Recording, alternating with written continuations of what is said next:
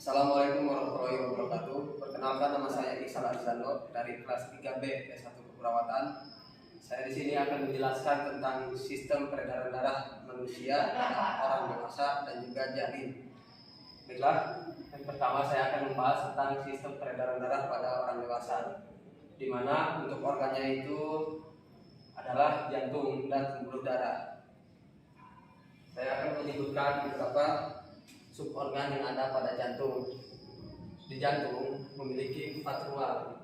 Yang pertama ada atrium sinistra, kemudian ventricle sinistra,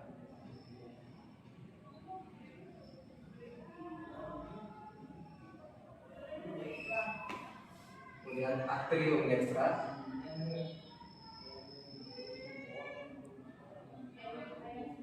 dan ventricle dextra.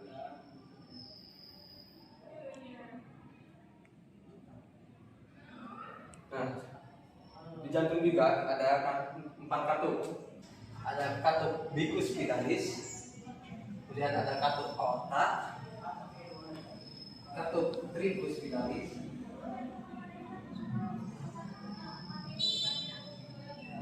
dan katup pulmonar.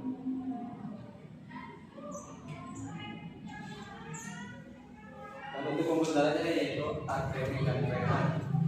Di dalam jantung ada arteri pulmonar,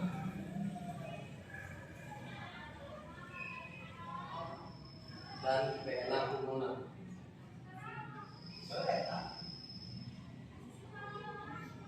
Baiklah, selanjutnya saya akan menjelaskan tentang peredarannya. Pertama, darah dari paru-paru yang kaya akan oksigen akan masuk ke dalam jantung bagian atrium sinistra melalui vena pulmonar. Kemudian darah dari atrium sinistra akan dipompakan ke ventricle sinistra melewati katup tricuspitalis.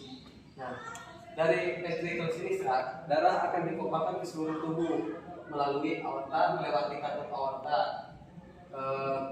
dari ke aorta, arteri, arteriol, kapiler, dan dari kapiler terjadilah perfusi, maka akan kembali lagi menuju jantung melalui venol, vena, dan vena cava. Di sini vena ada 2, ada vena cava superior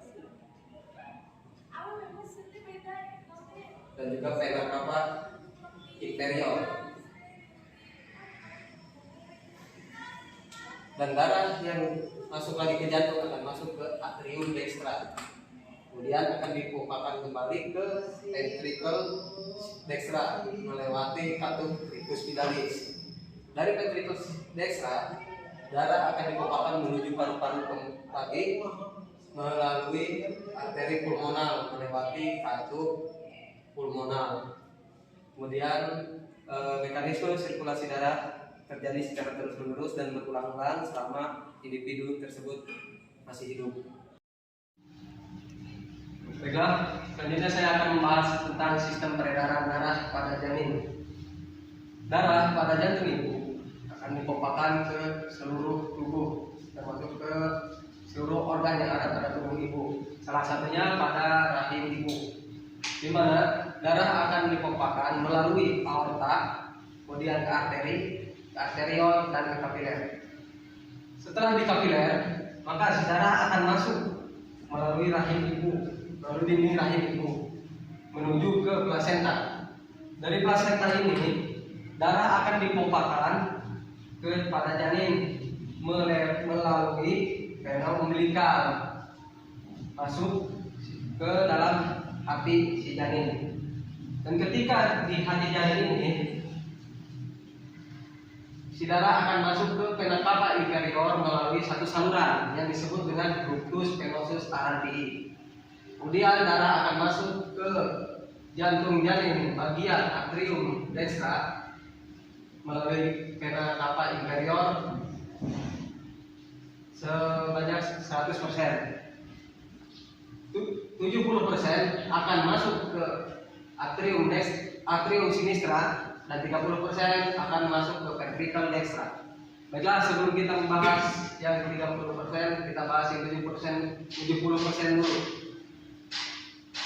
Darah 70% akan masuk ke atrium dextra melalui satu lubang yang ada pada septum pada jantung bayi, pada jantung janin, yang disebut dengan foramen oval. Kemudian yang 70% tersebut akan masuk ke ventricle sinistra melewati katup vicus vidalis. Dari ventricle sinistra, si darah tersebut akan dipompakan ke seluruh tubuh janin melalui aorta melewati katup aorta. Kemudian akan kembali lagi menuju plasenta melalui arteri umbilikal. Baiklah, selanjutnya itu kita bahas yang bagian 30%-nya. 30% darah pada ventricle dextra seharusnya dipompakan ke seluruh paru-paru pada janin. Sedangkan paru-paru janin tersebut masih belum bisa mengembang. Jadi si darah hanya masuk di arteri pulmonal. Kemudian akan masuk kembali ke aorta melewati satu saluran yang disebut dengan ductus arteriosus butani. Kemudian akan kembali lagi menuju plasenta melalui arteri umbilikal. Kemudian dari plasenta tersebut darah akan dikembalikan lagi ke jantung ibu melalui venon, vena, dan vena cava. Dan mekanisme peredaran darah ini terjadi secara terus-menerus dan berulang-ulang selama manusia tersebut masih hidup. Mungkin sekian penjelasan tentang sistem peredaran darah pada orang dewasa dan juga pada janin. Sekian dari saya. Assalamualaikum warahmatullahi wabarakatuh. Bisa diganti ya?